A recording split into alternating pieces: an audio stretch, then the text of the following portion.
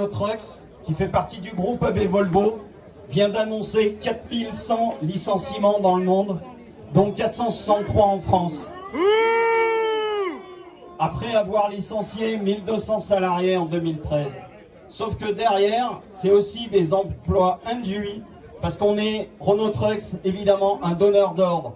Donc en plus de la pression sur l'emploi, c'est forcément des pressions sur les prix pour les sous-traitants. Le ticket d'entrée, a priori, on n'arrive pas à voir l'info, mais ce qui a sorti, c'est que Renault Trucks profite de la crise pour dès à présent exiger 10% de baisse des prix. Je vous laisse pas... vous avez tout de suite compris les entreprises sous-traitantes vers qui elles vont se tourner pour maintenir leur marge et quelles solutions elles vont prendre. Mais c'est pas que les prix des pièces, c'est aussi le prix de la matière grise que Renault Trucks cherche à faire baisser. Et pour ça, ils ont viré tous les prestataires.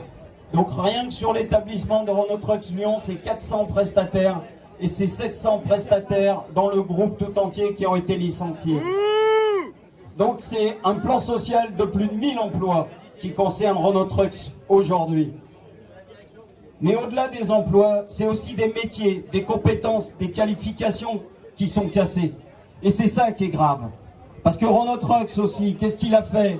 Eh bien, il a déjà annoncé à des centaines d'étudiants que leur contrat d'apprentissage, ceux qui devaient faire des thèses, eh bien, c'est terminé. Ça veut dire que l'année 2020-2021, pour plein de jeunes, ça va être une année blanche. Et qu'est-ce qu'on leur dit? Ils n'ont pas commencé à travailler, vous êtes un coup. Et ça, il faut qu'on arrête.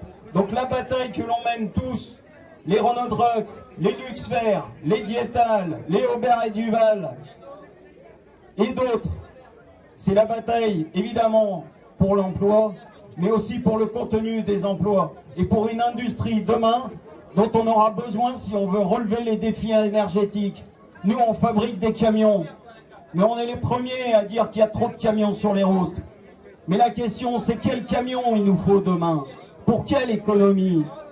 Pour quel flux de marchandises et de personnes? C'est ça dont on a besoin. Et c'est ça qu'on veut construire et aujourd'hui que ce gouvernement veut nous empêcher. Donc oui, cette date d'aujourd'hui, du 25 juin devant les Luxfer, doit être un nouveau virage pour toutes les luttes, pour nous rassembler. Mais nous rassembler sur un projet, nous rassembler pour une autre finalité du travail et un autre sens du travail. Personnellement, avec Eric, tous les deux, on travaille dans l'ingénierie à Renault Trucks.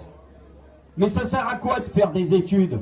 Si c'est pour travailler plus mal, pour travailler moins nombreux, et surtout, pour faire quoi? Pour quelle finalité? Pour quel sens?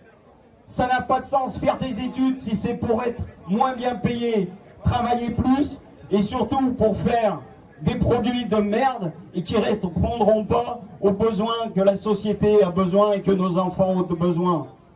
Le gouvernement nous dit qu'on n'a pas le droit de laisser une dette à nos enfants. Mais c'est lui qui la creuse, cette dette. Et c'est lui qui veut casser la sécurité sociale. Et c'est lui qui casse des emplois.